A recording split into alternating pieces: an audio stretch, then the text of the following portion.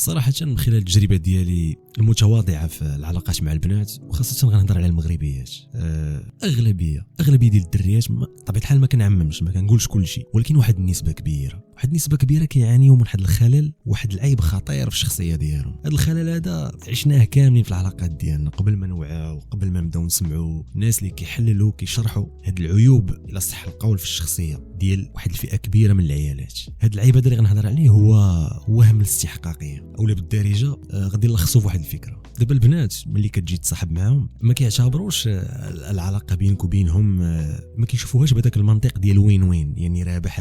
يعني واحد البنت تصاحبتي انت وياها، فطبيعة الحال بالنسبة لي انا من المنطقي انه راك انت رابح وهي رابحة، يعني كتبادلوا كاع داكشي اللي كيطرا بيناتكم، كتبغيها كتبغيك، كتعطيها احاسيس زوينه، كتعطيك احاسيس زوينه. الا كان بيناتكم علاقات جنسيه راه كتستافدوا بجوج، يعني انت ملي كتكون في واحد العلاقه مع واحد البنت راه هي كتستمتع وانت حتى انت كتستمتع. يعني ما كاينش شي واحد كيعطي شي حاجه للاخر اللي خارقه للعاده، او لا شي واحد في الطرفين، في البنت ولا في الولد ولا في الرجل ولا في المراه، راه عنده افضليه على الاخر، وهو اللي كيصدق وكيتفوبر بديك المتعه.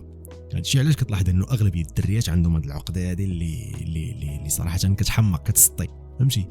كتحس بالدريه بحال الا كتبغي تقول لك غير ما كتقدرش، انه يمكن شي وحدين ولاو كيقولوها دابا ان هي مصاحبه معاك راه غادي فيك بليزير، فهمتي؟ يعني انا دايره معاك غير مزيان، يعني انت خاصك تخلص، خاصك تبغيها، خاصك تعطيها مشاعر زوينين، خاصك المهم ديك العلاقه كامله خاصها تكون على كتافك نتايا. علاش؟ لانه الدريه هي واحد الجائزه، وواحد شنقول لك، واحد نقطه الوصول، واحد الغايه، فهمتي؟ غادي توصل لها، يعني لا حققتيها راك حققتي كل شيء. في المقابل هذيك البنت ما عليها والو، ما خصها دير حتى حاجه، هي خصها تبقى تتفرج فيك انت، وهي خصها غير تبقى تستقبل منك، تاخذ منك الورود والحب والاهتمام والفلوس والوقت. وإلا ما بغيتيش تعطيه هذا الشيء، وإلا عطيتيه بواحد النسبه قليله، ولا ما عطيتيهش كامل، فالله يعاونني ويعاونك، فهمتي؟ هي مكتافيه بذاتها، هي ما محتاجاش الراجل، انت اللي محتاج.